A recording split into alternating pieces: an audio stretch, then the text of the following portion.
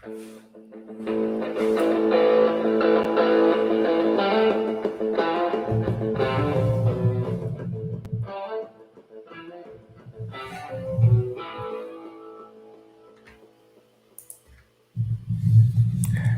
in, friends, to another episode of Preferred Lines here, joined by a special guest today that I'm excited to get to in just a moment. But we're going to talk a little Houston Open. We'll recap a little bit of last week. I know Geoff has a pretty cool bet that I definitely want to kind of dive into a little bit. But welcome to the show. If you are new here, please feel free to like and subscribe. That helps us out a ton.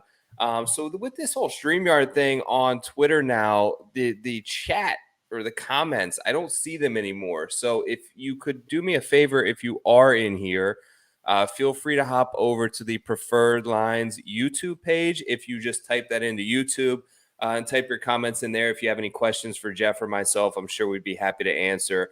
But without further ado, Geoff Fienberg, how are you doing? Great to see you. Thanks for coming on the show. Always happy to do it, Joe. Enjoy chatting with you anytime, my man. Let's do it. All right. Before we start with Houston, so tell me about this Vic bet, because it's legendary status. How do you get this? Did you reach out to Sportsbook to see if anyone would offer you this bet? Because it's something I've never heard of before.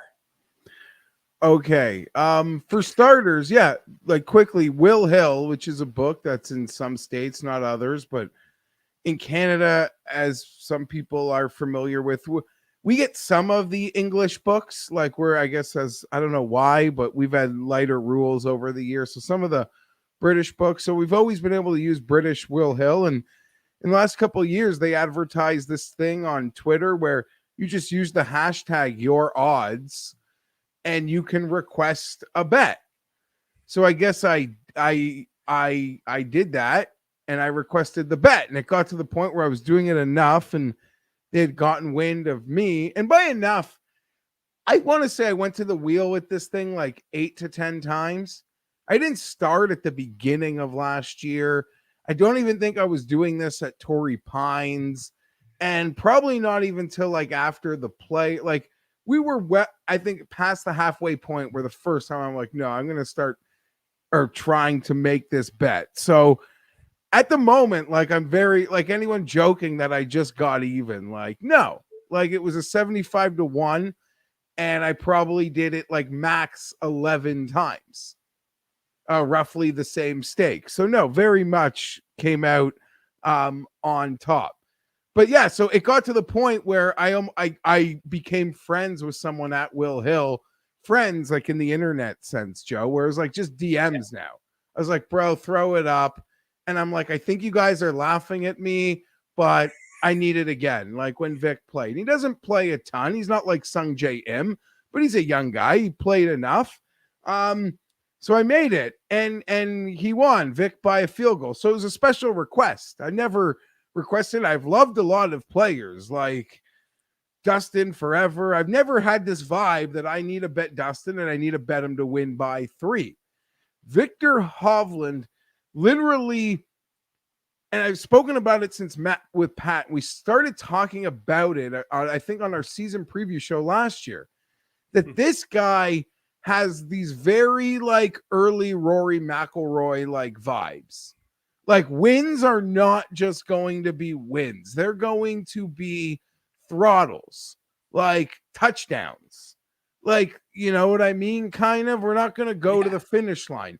And granted, he had to beat Teeter at the finish line and his other wins. So it's not like he had this history of huge wins. Even didn't he win?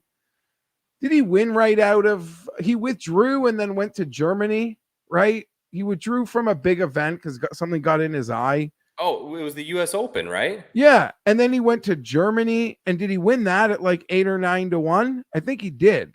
Yeah, somewhere. But that over there. wasn't even by 3, and I didn't even make that bet that week. So it's not like he had this history of doing it. But I was just adamant that the next time he wins, like on the PGA Tour, he's just going to be a fire wagon. Like he's just going to give her. And I don't think I'm done making the bet. I just haven't decided, Joe, if it's going to be something I do consistently or just when I want to back Vic. Like when should I do it? I'm not sure, but maybe I will do it consistently. So Because I'll say it again, the next time he wins, it's not going to be close either. yeah, but when you make a bet like this, obviously you have to have a heavy stake in just the straight up outright too as well. Or is this something that you're going on its own, like you're that confident that when all things click that are going to lead inevitably to a victory, he's going to blow the field away? Yeah, see, that's what I got to decide. Now, Yeah. I will say I didn't tout Vic last week. Everyone knows I love Vic, but I want a little money on some Mac on our Street Book Joe, and they had a fair line. So I did sprinkle some Vic at 18-1 because yeah, I don't want anyone to like use these words in like the derogatory term. I'm like not in like I don't like suffer from anything, but I'm not like the mentally strongest. So having that bet and not having it like as a regular win and say he won by 2, I wouldn't like sleep well for a few days. Like like the peace of mind would bother me so much. So yeah, I think might need a little, but now that seems like that's too big of a commitment. So Well, I Nick don't here think I wants want to to go know. there yet. But I do want, yeah, I don't know. The thing is now he's going to be such a short odds forever now. Like Yeah. Morikawa needs to win to get his respect back in the odds. Victor doesn't need to win. He almost gets the same respect as Morikawa without the big wins. And he's probably more likely to have more top 5s than Morikawa potentially. So in a Xander sense, he's never going to disappear on the odds board. But Morikawa, I feel like, again, like he'll go cold for 6 weeks and they'll push him back. They will. I guarantee it.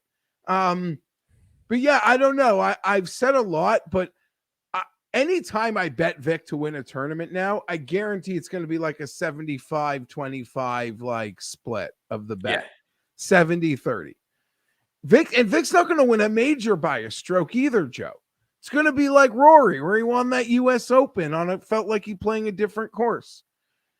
I don't know. I've never done this with other players. He just feels so different.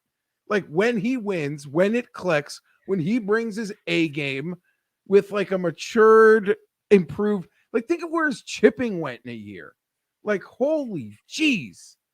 I don't know. He hasn't won anything like huge yet, so it's almost unfair that his like comp is Morikawa, but just because of age and when they arrive, like for me, they're forever comped, and I love them both, but I don't know. I'm such a fan, but everyone is. Like we all know, he's gonna make good.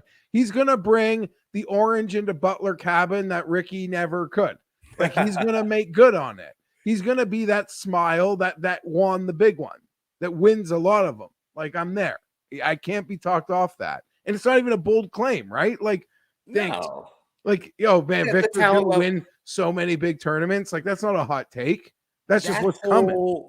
Class like of him, Colin, and Wolf, I feel like is really going to go down as one of these. You like go deeper. It feels like LeBron, Carmelo, Wade. Like it's just like the more and more years that you look back. Yeah, I mean, listen, we could do a whole show. Yeah, it's like where do Scheffler and Neiman and M and Scheffler hasn't won. Like Scheffler's the best player in the world without like a major tour victory of any kind. Like I don't even think that's a debate anymore. Like he's the best player on the planet who doesn't have a great win. Like, I mean, he won some fun event in COVID on one of those like gas lamp tours in Florida or something. Yeah, something in Texas there. Yeah, I don't even remember what it was. Just a fun thing that a lot of pros played in. Yeah. But yeah, you know what I'm saying? Like it's coming. An answer. Like he had the Australian PGA that like he hasn't won, but like no, Scotty's got like nothing. But I still don't want to kick him out of the group. But I'm just saying, when you mention those guys, the group is bigger than. Oh, and you can even because throw the favorite this week in there. In Burns and Im are with them. Yeah, Burns is kind of with them too. Yeah, wow, It's crazy. But yeah, dude, honestly, props to that because you planted your flag like early on this and loudly on this, and it didn't take long for it all to come through. So No, not long, but I'll also like Joe. We're at the point now where like sometimes the bits, like living the bit, is yeah. almost worth like the money losing on the bit. Oh, I know. You know what I mean? Like I'm in it now. It just became this evergreen Well, thing, and yeah, I'm like don't get me wrong, I'm really happy about it. And it would have sucked for him to win or win by 2, and Ortiz hits that birdie on 17. Like Ortiz would not let me chill. Like the I know. Chargers were pissing me off. I could have at least been like chill, but Ortiz wouldn't let me chill because he came home like an engine.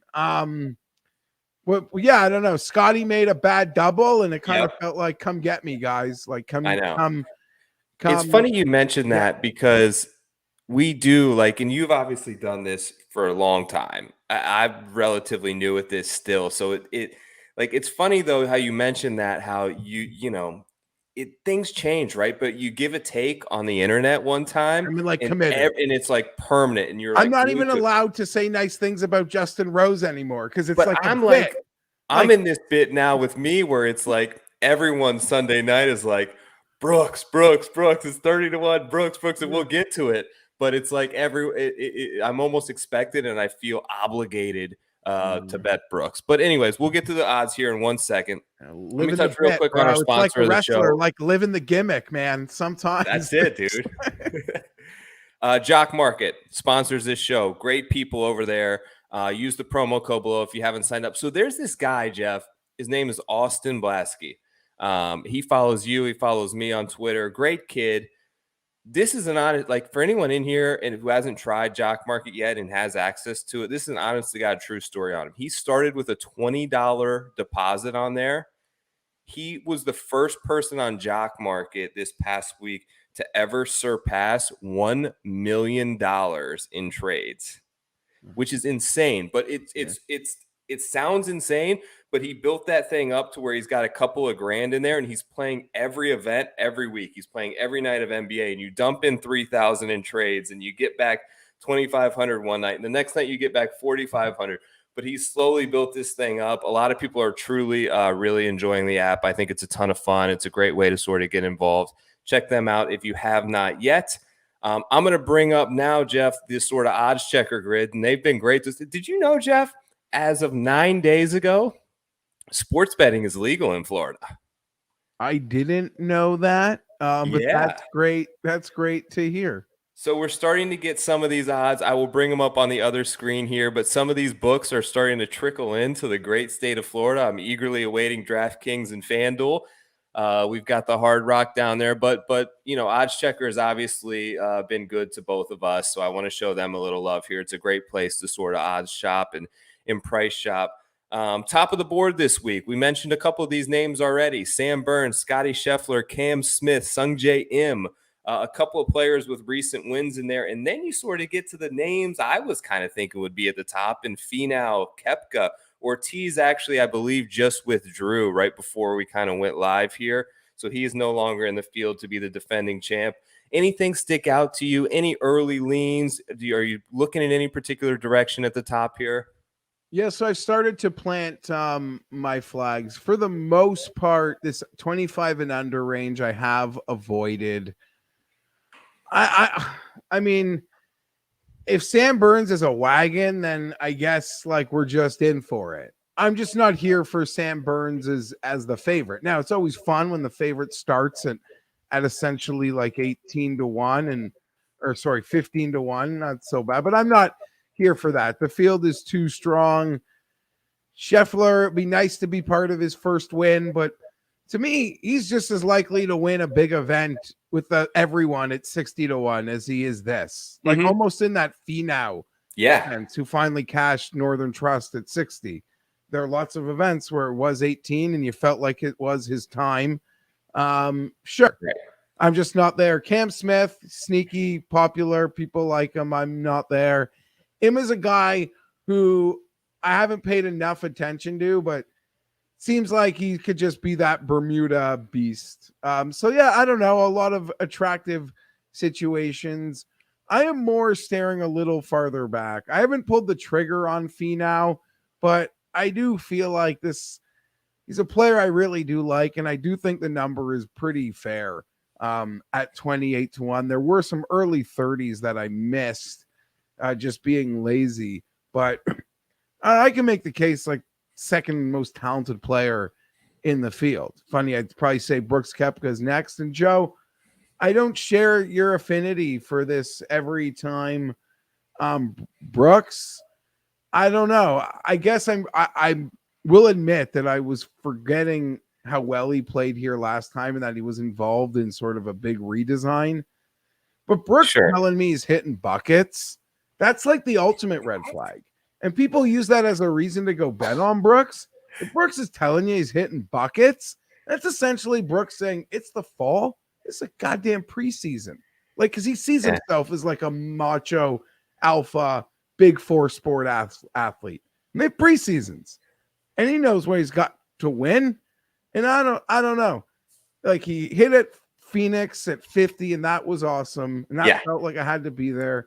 And I wasn't on him at the PGA, and I felt so stupid going to bed for 3 nights. And that was like a huge 50 or 60, I want to say. But I'm not here at Brooks at 30. I feel like Brooks at 30 has become like the ultimate sucker's bet. Like, he's either got it or he totally doesn't, and it's worth like the bigger number. I'm not here. I get it. Win equity.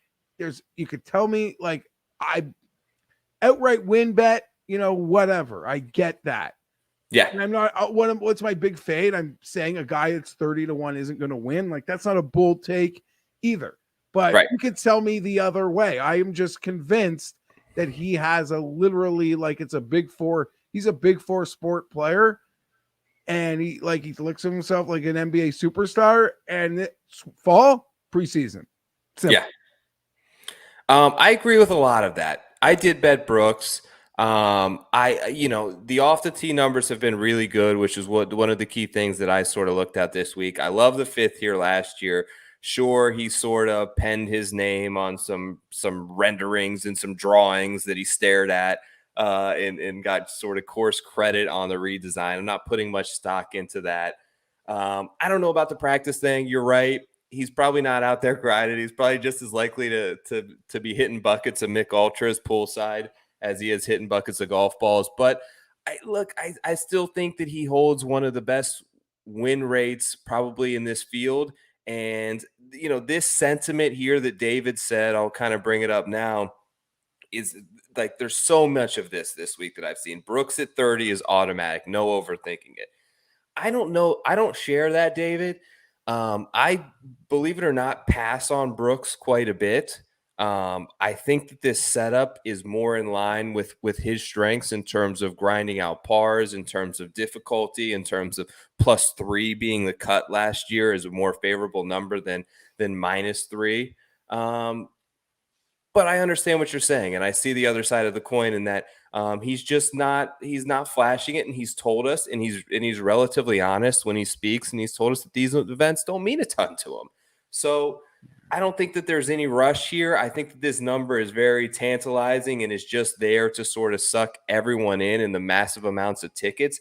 But there's other guys like right in this number that feel like the bet to me. And I don't know which one of it is, so I want your opinion on this. But what these books are doing is they're throwing Brooks Koepka there at 30-1, right? Because I feel like they have an idea that that's going to suck everyone in. That's going to bleed all these other 30 numbers out. And I think the guys that they're worried about that are at the same price point that I don't think anyone's going to bet are Wolf, are Wise, are Gooch. I feel like one of those guys is ready to come through, and no one's going to bet him this week because everyone's going to be on Brooks. Everyone's going to be on Finau. Everyone's going to be on Neiman. What do you think? Yeah, I mean, I'll tell you the guys that I'm going to pull the trigger on, and I had fun like picking who I was going to bet and left guys on the table because I really did sort of pepper this 30-1 with a few names. And I said it last week when talking to Rick with Odds Checker.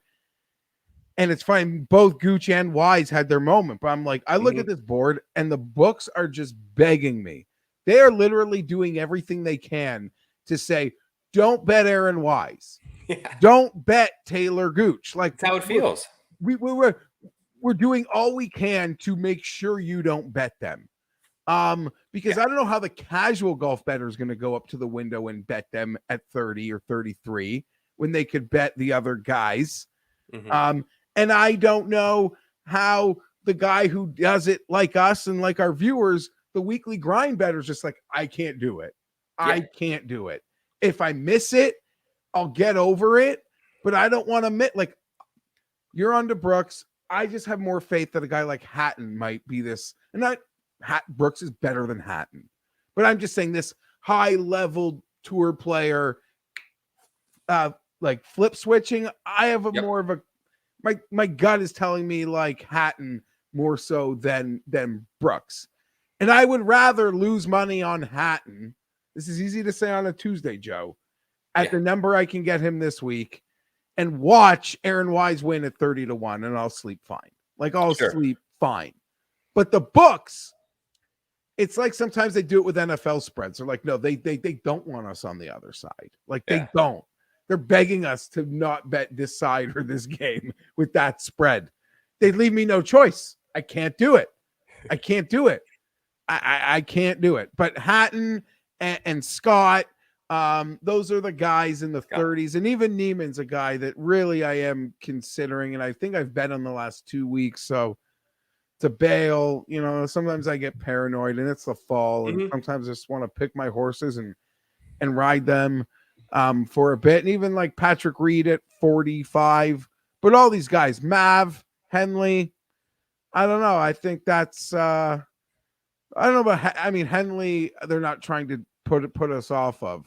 And Rick Gabin's trying to talk me into Henley. I'm sure you'll do your stuff with Rick tomorrow. He'll do the hard sell for Jock Market on Henley. But yeah, I can just bet these guys that I bet at majors, or I can bet Taylor Gooch and Aaron Wise. I'm betting the guys that I'll lose money on at majors. You know, it's funny because I look back at this tournament last year, and we've only got 1 year of real course history to go off of. And that first year is always kind of like everyone's kind of feeling things out. Nobody quite knows the playbook. I think, especially at like a Muni like this. So I think that may have had something to do with the lower scores. But you look at the big names that were there that week, they showed up. Like they weren't missing cuts. Like Brooks was top 5. DJ, I think, finished second. Hatton was 7th. Finau, Scheffler, both, I believe, top 25. So like the big names in that field, this was a course that was able to sort of bring the best out of them, and they were able to elevate. And it wasn't like some tournaments where we see these you know, massive superstars come in and miss the cut. One, you know, speaking of odds checker, another colleague of ours over there, Tom Jacobs, put out a fantastic article with some great course correlations and comps. And the one that I love, Geoff, was PGA National. And I think that may have something to do that why Rick may like Henley, but there's also some crossover with like Adam Scott there and some other guys that have had success at PGAs. You know, difficult scoring, par 70 courses, lightning fast greens. Do you put much into sort of course correlations, and can you really look like at a course down here in South Florida and say that the same type of player is going to have success in Houston, Texas? Is there much to it, or do we kind of put too much emphasis on that on a week-to-week basis? No, I don't want to say there's not a lot to it. You could just, you know, take from leaderboards and think that there's a certain type of player that it correlates to. I'll just be perfectly honest and say any event, like this event was on a new course last fall, right? Yes. So you're going to play like on an NFL. What I'm trying to say in the nice ways, I don't have a memory. Like I can look at that leaderboard and try, but like any event on a new course on an NFL Sunday, like I didn't see much of it. Like that's all. So I don't know. And I love Tom, and I like any guy I trust to give me a course comp. And I love PGA National. And that makes me think maybe I should bet Luke List at 150-1. And maybe we're going to get to our guy, Mac Hughes. Yeah, just a super bomb that it's such a tee to green sort of course in that respect. So yeah, I'm here for it. It definitely seems penal, and people I think can underrate how long it seems like this place can play. So yeah, I Mhm. don't know. I've seemed to be peppering lots of guys who hit tee to greens and aren't great putters. Scott and um Kokrak, like those are guys that I have bet this week, you know. Yeah, we start to kind of get into this bomb range, and stop me if there's any guy that you want to talk about. But one guy I kind of wanted to ask you about that really stuck out to me. I bet immediately right here at 80 to 1, and it's Mito. So I've been really slow to this whole Mito Pereira thing. I haven't bet him once. I haven't played him on DraftKings. I'm just naturally, I think it's just part of it is that I don't have as much of a pulse on the Corn Ferry Tour as some other guys. And I understand that guys can get hot in waves. I know that he's not like some young superstar. He's a little older. He's 5 or 6 years older than Neiman, and he just came into incredible form. That said, he rates out like top 5 in every stat category that I'm really like sort of honed in on this week. And off one miscut, Geoff, we get the floor to totally drop out from under him. And he's no longer 30 to 1. He's no longer $9,500 on DraftKings. All of a sudden, you're getting a number here that I think you can bet off one miscut. I'm totally able to overlook that and write off what happened in Mayakoba. And I don't mind going here for the first time on Mito Pereira. Do you have a take on him or really anyone else in this range? Okay, so I'll just play the devil's advocate quickly on Mito. Mm-hmm. And clearly he's proven he can win anywhere. But the success early on the tour and the Corn Ferry Tour, like he seems like at the moment, and this is unfair because you got to do it first. I got to just see it. But and the stats, like I feel like this is all very like resort course based statistics, and this is probably the toughest course so far for him. And a lot of these Yeah. Corn Ferry grads were being offline a bit. Like, seems like you're going to get in trouble. Mm-hmm. And maybe like last year was just one sample. I don't know if it's going to play as tough, but that's something as a golf fan in me, Joe, is Yeah. one of the things that I'm super curious about. Like because Mito's on everyone's radar, and you win 3 times on Corn Ferry, you can make the case that it's the second best tour in the world, the Yeah. Corn Ferry. At times, like week in, week out there, I'm not saying not to diminish the European tour, but maybe there's like a fair argument in that. Mm-hmm. Anyway, you win on there 3 times, you can win on any tour on planet Earth.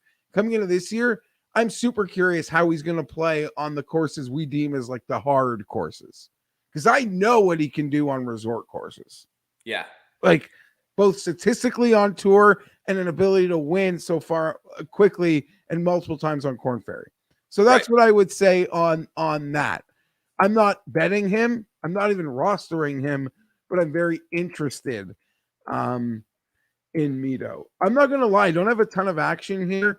And even though, we both participate in that collab article for Odds Yeah. Checker with long shots, and normally I'm going to give a long shot. My biggest bet is Kokrak at 55. This is kind of like a range I did skip. Tempted by Woodland. I know he was really popular last week, and seems like there have been some early vibes to him this week in some places because he was 80 to 1 almost across the board. And looking at the grid, there's a lot of 60s on him, but there's still a 90 hanging out. So At DraftKings DraftKings, is yeah. offering a great Woodland number. Yeah, that would be maybe my suggestion. And in terms of super long, I guess I give Luke List. And I'm not calling you out. It's more of a question. You are a Jason Day like guy, right? Like I feel you No, bet him no. a I lot. I No, don't think I am. I mean I was there was some nice form. Like I remember watching. There were a handful of events where like, holy shit, dude. he is striping it. Where is Do his you putter remember? gone? Like there were times where I thought maybe we could get it. I see you're betting him from your Twitter feed. Yeah. Is he just a guy that's going to show up and win? Like I feel like he's got a lawnmower that's kind of been old. Gotta like rev. We're gonna need to rev him a few times, I think. Dude, No, one of the reasons that I bet him, and one of the reasons that I wanted to have you on to talk about it, is at the Houston Open last event, the last time this was here at Memorial Park, you and I were DMing. I don't know if you remember this. We were DMing like mid round, and I was like, Jason Day is like 110-1 right now, and he's like 5 back, and he's striping it. And you're like, fuck yeah, he is. And I think we both bet him. He made like a run on Saturday and was like in the second group back. I think ended up having one of his better finishes of the year here. It's just, I don't know, man. It was a gut pull for me. I just kind of would like it. And it's a tee to green. It's a course that rewards tee to green, and like I am betting Scott, but I'm not floor. Like he's 30. I've got a 35, but he's 30 days 100. Like you're kind of just betting on tee to green excellence and the hot putter in the short game and there are a lot of players. Yeah, no, I'm not. I don't hate it. If he shows any life, like I could be quick to maybe pull a live trigger, but I need to see like an engine rev. I don't know, but it's fair. Another guy I would have loved to see an engine rev. I'm really interested in. You sort of wonder with him though. I don't want to be like, I don't know. Anything I say next would just be trying to guess, like, how do I put this? Like, say something that I know nothing about. Like, what is his commitment level? He's got a young family. He's made a fortune. Really seems to be enjoying himself. I don't think he cares if people think he was like an underachiever in a big picture trophy major sense. Like, I don't know. I don't know. But the kids are good now. So I know that he did just they had another child. I think he's on number 4. He's on his way to Finau territory quickly here. But yeah, look, I'm not kidding. There's going to be a second life. Like I have no doubts about that. All these guys get the second life. Like even Westwood got one like last year. Like yes, like I have no doubts that Jason Day is going to, I don't know how he'll long win again. He'll win again. Yeah, and I'll even say, like, I know it's not even a bold statement. Like Adam Scott is going to have a huge second life, like in my opinion, before it's over. Like he is going to commit himself one last time to take on the kids, and I think he's going to have a great like twilight run before he can't compete with kids anymore. Anything in this like super bomb range for you? I saw some people. I know I talked to Baroff who likes Keith Mitchell because of the Honda Cup. Ryan Palmer's another guy that's plays well down here in Florida, plays well in Texas, hasn't showed a lot of form lately. Anybody sort of in this? Here's Westwood there. There's some 150s out there. Your guy Luke List, who you mentioned, Russell Knox, who's another guy that you tend to think about. Like anything here for you? What about Sahith? You know, I wonder about Sahith. I feel like Sahith is one of these guys where we're going to look back on this and maybe a year from now and be like, wow, remember when Thigala was 150-1 at every tournament? I just feel like the upside is there. You know, it's like you have that class of elite players that we mentioned earlier with like Wolf and Hovland and Morikawa are so incredible. Like Sahith was like after Wolf, Sahith won the Haskins Award. He finished top 10 in 80% of the tournaments he played in college. Multiple victories. It feels like the talent level is within him. It's just whether or not he can transfer that on to playing well in a PGA Tour event. I think he's been close. But anybody sort of in this huge nuclear bomb range that is worth a couple bucks. Okay, so let's just like on the clear. I pro Sahith. I just feel like a guy like that, like they're literally just looking for points and to play well. I just don't see outright there. Now, that being said, I can embarrass myself with what I'm going to say next, but like Molinari at 200 to me is just as likely to show up as Jason Day. So like that's a super one. I actually honestly didn't even know he was playing. And like if I just give me a super. Dylan Fratelli seems to be great in Texas. Match play, he's won here. Not this course, but so I don't know. That would just be like, okay, fine. I know he's super cheap I'm sure on the jock market and all the DFS markets. Yeah. So that would be a guy that I'm looking to supplement maybe some top heavy things, and I could see myself even, having a prop on when I put something out for a odds checker tomorrow. But going back to Honda comps, Luke List, it would be my official like super long shot. 150, I think, is where he is. I didn't even know Westwood was here. Honestly, I didn't look. I'm more excited for this tournament than I thought, and I love the association with the Astros. To me, just as a sports fan, I think it's super cool in the logo. I'm cheesy. I'm corny. I like that stuff. I eat that stuff up. And I like this whole like notion.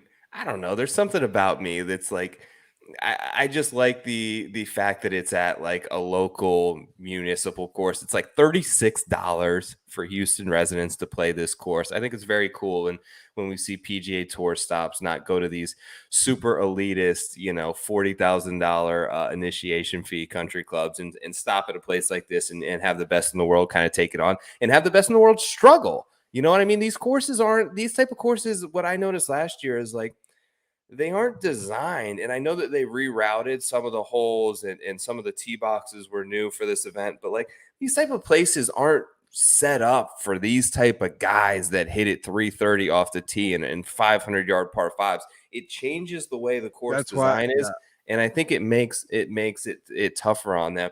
In terms of bombs, in terms of sort of what I like, I did take Ryan Palmer at 150 to 1. This kid, Adam Svensson, I've been betting him a lot. I'm not going to stop here. He's more of a top 20 bet, I think. But he makes a ton of birdies. He won on the Korn Ferry Tour back in August. He won an event in the Korn Ferry earlier that season. He's had some good performances of late. He lives down here by me. I know a couple of buddies who are friends with him, and they've been this is like the story of like, oh, I had breakfast beside him at the Honda. What's the breakfast first watch? Love that because I go to that place in Scottsdale. So when I saw it in Florida, you saw him there?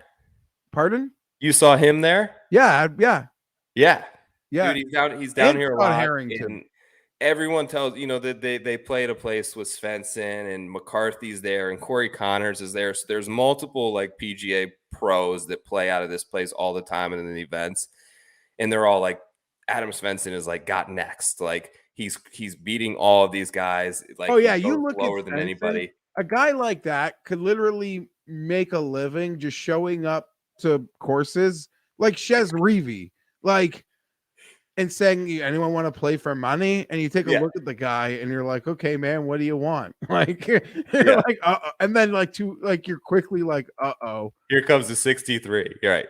Yeah, here comes. Yeah. So, yeah. Oh, man, that must be so fun. I bet you they do that for shits and giggles sometimes, too. Oh, yeah. Just show up and take people's money. No doubt. Yeah, they're so nondescript. Just got to make sure you're not wearing the shirt with, like, a sponsor. What I've found is if you're, like, playing games like this with these guys, you really realize, especially in, like, single rounds or whatever, that a guy who's 250 to 1 is like can nearly beat a guy that's 20 to 1 any given day in golf. Like it happens all the time. Like I had two friends who I play with quite a bit who are like going for this the Korn Ferry thing. One was Albin Choi who just missed out, and then the other was my buddy Dave. And the two of them, like I play with them, I've played with them multiple times, and Dave will like beat Albin like most of the time. They play even up. And I've seen Dave beat him multiple times, but like going into this event, I'm looking up the odds, and Dave Sanders is 250 to 1, and Albin Choi is 16 to 1. So it's just crazy. I know that like over 4 rounds, sort of the cream typically rises, but the difference between these guys, these Svensson and Putnam and Lahiris and Nick Taylor, is not all that far off. No, of course not. I don't know. What about just throw this one at you, Cam Davis? Oh, I love him. I worry that I like him a little bit more in Birdie Fest. I like him a little bit more in places that are more wide open off the tee. But I think his upside is incredible. Like I love his aggressiveness off the tee. I love his ability to just come out and hit driver. And when it's on, it is a massive asset for him because not only is he long, but if he can get it going like he had at Rocket Mortgage where he's straight, he's a really good wedge player as well and proficient enough putter. that I think he can show up and win most anywhere. I don't love this spot for him, but at 100-1, I think it could make some sense. And I don't think I'm going to bet them because I don't think it's going to work for my card, but I'll go right back down to the middle of the board, which, like, both these internationals I feel could be spicy. Leishman and Lowry. Like, now I'm regret. Mm-hmm. Like, What Lowry brought you to Kokrak? 50-1. The course plays a certain way. Man, I'm going to regret that one. Leishman, too. Yeah. What put you on Kokrak? I just thought the number was not, that was quick. Yeah. I was like, Monday, saw the board. Yep. 55-1, long straight, like just tee to green prowess. Mm-hmm. Won in Texas this year. Not gonna lie, as we sit here on Tuesday, be tempted to trade that for Leishman or Lowry. Yeah. I don't know, man. I'm feeling like I'm starting to second guess myself. I'm second. The one I'm curious about is Wolf. The number doesn't seem great, but does anybody's number fluctuate like this kid Matthew Wolf? Like he'll go from 90-1 to 25-1, back to 80-1, down to 40. Like he is just all over the place, and he flashes these glimpses of incredibly low rounds. We know that he has sort of the winning pedigree. I feel like this and it feels weird to call it a second wave because he's so young, but he burst onto the scene, and then he had this difficult, anxiety and stress and just depression and all the stuff that he went through. And now he's back. He looks great. He's playing great. And I just wonder if that's like a teaser number there where they're just like, you're not going to bet him and he's going to win. So that's the one I've kind of got my eye on still. I'll just say this. I wasn't on it the last couple weeks. I admit, like, I don't bet first round leader, but anytime he does, it just feels like maybe that's a bet you just make every week because he's going to cash. He's going to make good on that. Yeah. I don't know. I'm not here at 30. Yeah, I'm seeing it even as low as 25. I'm like, it'd be great story. I just have to watch it now and I guess hope. I don't know, wait for it to get big again and be on it that week. I'm not, I like Wolf. I just wouldn't, I don't know. I don't know. I'm saying nothing and I'm being a horrible guest. He's a hard guy for me to read. It's an erratic game. Like that's not a surprise. I don't feel beholden to him. So I just watch him and enjoy him, but he's not a guy I bet very often, to be honest. I know. It's weird how the number fluctuates highly on him. I think there's a big public sentiment and a big rooting. No, but he's like, he has life. He's a guy you want to back. Yeah. He almost has, I know it's a ridiculous statement, but I don't want to say he's got like Brooks Koepka, Patrick Reed type win equity, but guy's just a born winner. Like he's a born winner. I don't think he's going to stop winning. I don't think you could maybe want to argue this with me. I think it will be hard. Well, Morikawa's got such a head start. I really don't see the trophy case matching the other guys. In the end, the total wins, but he's a guy that's literally just going to win consistently. Like, I don't want to say like a DJ type record of like consecutive years with a win, but he's not going to go away because he's going to win every 18 months. Like, yeah, that's the type of player I see Matthew Wolf being. I don't know who that tour comp is. Maybe I think he's going to have these even like a Brandt Snedeker type wins. Like that would be crazy. Now, you wish there could be a major in there, and maybe Wolf does. I'm not saying the quality of wins. He's going to win a lot. He is. But I'm not ready to put him with the other guys, but maybe no. I feel like he's going to have these sort of big time peaks and valleys throughout his career, and this is kind of going to be a resounding theme where he has these runs that he goes on. They're incredible. They're epic. They get everyone. Yeah, he'll make like a Ryder Cup team and then not even be considered for the President's Cup team a year and a half later. Like it'll just be like that. Like, whoa, that's weird. I'm not saying he's like Hunter Mahan and disappearing. Like he's gonna win. Yeah. But yeah, I don't. The last thing, because I know we've kind of run a little long for you here, and I appreciate all your time, but I want to kind of come full circle. So we started at the top, we went to the bottom, we're kind of moving our way back to the top. Sam Burns, like, if you're a caddy, is there a bag you'd rather get on right now for the next 10 years besides maybe Vic or Colin than Sam Burns? I mean, like, he's showing up in a relatively legit swing season fall event here at 12-1 on DraftKings. He's got Finau and Brooks and Neiman and Wolf all double the odds.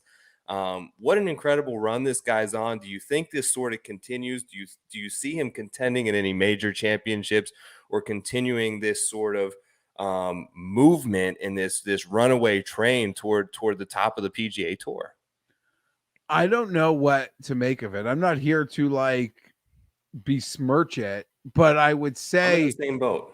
even before he like won twice, he was quickly a player that last year I think like changed where he was in terms of like average fan perception. Like he'd already moved up like 2 tiers in a sense in my mind. And then the winning came. And you remember early in last year, great events in Phoenix and late tee times at Torrey and really good strong field events that he was in the like at some point like was in the contending winning thought process. And then he kind of dipped and then he came back and won. So what an incredible season. I'm just not like there with this, like as chalk and half the price of a Finau. I'm not there. Like I'm not there with Sam Burns being a certified wagon. Like, and that's what a 3-win season means. Yeah. And if he does, like full credit, and I won't feel bad because I can miss a 15-1 on Sam Burns. I'm not going to blink at all. Like I missed it. He might be as good as like, he might be like way, way better than I thought. Might be my Sunday night thought, but I'm not going to like miss this and be like, damn, like I haven't considered it one iota. And that maybe that shows a disrespect from my perspective. I don't think so. Know. I'm not here to like claim this guy's a wagon. No, I know. Listen, we've both done stuff with like our boy Travis Fulton, and even before the winning, like he's been like, no, Sam Burns is a wagon. Yeah, and he's pretty much been proven right. And a third win would just blow the roof off it. And winning is like chalk too. That is something that is guys that we do this weekly. Like we would take note of that. Like, okay, like you want to do that too. Like you're capable of being chalk and ruining our great 35-1 bets as, someone we both like finishes second or third. Cause this guy's I know I've said it a lot, but cause this guy decided he's a certified wagon now, fire wagon. I don't know. It feels like a big leap.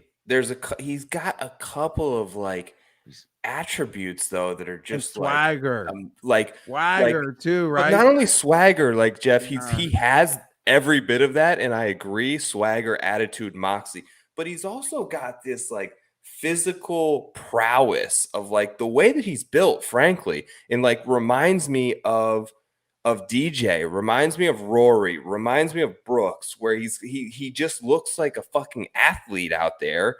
And you couple that with the fact that he's not only he's incredible right now, tee to green. He's blowing everyone out of the water in terms of off the tee and approach game.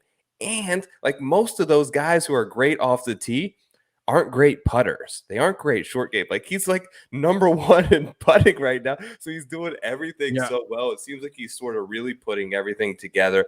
I'm with you here. I was on him a lot last year at the 60s and the 50s to 1. I feel like it's now to the point where I'm kind of reverting back and I'm like, pump the brakes on him this week. Let's not put the cart before the horse. Let's let him sort of continue to develop. But he's been amazing. And I will give him maybe the best compliment I can give him is he is a guy that you can just sense like can own the moments. Yeah. And maybe I unfairly like feel that way about Berger and people will shit on me for that, but in a more concrete way, like a Patrick Reed, in a poor man's like Brooks way, like shit, like it's winning time. And there are guys like, I don't care. He's contending. I don't care. even late, and he's still in it. I don't care. I don't trust him. Right. Like, he's a guy like, oh shit.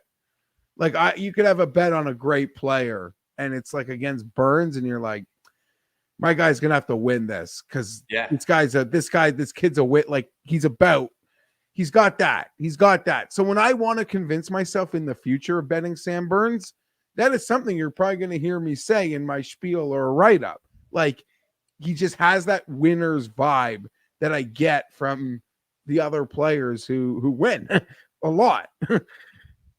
Yeah. No doubt. Like that. He carries himself like, I don't care. JT, Rory, like a champion. Yeah. Yeah. Like, bring it. Like, I'm not like, yeah. Like, I don't feel like when I bet on Patrick Reed and he's up against like a true super elite, like, I know I'm at a talent disadvantage, but it's like, let's go, man. Right. Like, we're here. Like, this is head to head 50-50. Yeah. You know, and I kind of get that vibe with Burns, like, because the way he carries himself. So we'll see. I hope he doesn't do well. If he wins this week, I just hope he doesn't burn a nice ticket of mine. That, I guess, would be my only hope. Same. Well, Geoff, I appreciate you as always. You're a hell of a guest. You're a hell of a friend. Thank you very much for being here. Everyone out there, enjoy the Houston Open. Follow Geoff on Twitter at Fienberg17. He does some awesome work for Odds Checker, as well as, obviously over there with Pat. You got your Fine Bowl show lined up this week. Is it out yet, buddy? No, recorded with Pat and Tim earlier today. I'll throw that down this week. I'm nervous. I don't know. The Vikings, people count them for dead. They play close games. Yeah, and the Chargers, like, as good or bad as the Chargers can be, they have a fatal flaw at run defense that can allow a team like the Vikings to have like 8-minute touchdown drives. So I don't know. Herbert's going to have to just answer because I'm not as confident as people. Like, I don't know. I've said a lot, but I don't know. I'm nervous. I'm always nervous. That's about all I got. Are the Browns better without Odell Beckham? Yeah. Is that possible? That's just in the pudding. Whether that galvanizes Baker or just allows them to not feel committed. But anytime you have a performance like that, the week you get rid of a player like that, I think that speaks. It says everything you need to know. And you're a fan, and I'm a fan. Like, you're a fan of the team, but we're all hopeful it would work out. And we saw how well the Browns were last year, and you're like, okay, well, now Odell will come back in, and you'll have to realize, like, I get why, like, you as a Browns fan, and even people like me who like the sport, thought, no, like, it'll be fine. Like, they'll work, but no, it didn't work. And you just move on. Stop wasting time. Just fucking move on. I know. I respect our coach and our team a lot for kind of just cutting bait when they did and making that move. I hope it works out. I'm a fan. I'm an irrational fan as any with the Cleveland Browns, but I feel good about it. I don't know. No one picked him up, so it's not like anyone was running to have him. I don't know. He's making demands on who he wants to go to now. It's, the guy was making $805,000 per week, which is a decent salary to only have to catch 2 or 3 balls. Yeah. You'd think there wouldn't be too many complaints, but hey, he's got a bigger picture. He wants to win, but he wants the ball a lot. So I think he's got to make his mind up on what he wants more there. Yeah, I don't know. I'm sure, right? What's the talk? It's these teams with the veteran quarterbacks that are trying to impose their power to maybe get him in like a Wilson or Rodgers. Yeah, Rodgers. Yeah, I bet he. Yeah, I don't know. Whatever. Maybe. I'm not like writing him off, but I don't think the Browns made the wrong move. They've got, like, there's enough evidence now that it's in the best interest of them to play and prepare for games without him. Done. I appreciate you. Good luck the rest of the season, buddy. Friends, thank you for joining us for another episode of Preferred Lines. Like, subscribe, retweet, all those things that kind of help us out. Geoff, we'll see you later, pal. Peace. You're the man. Anytime, buddy.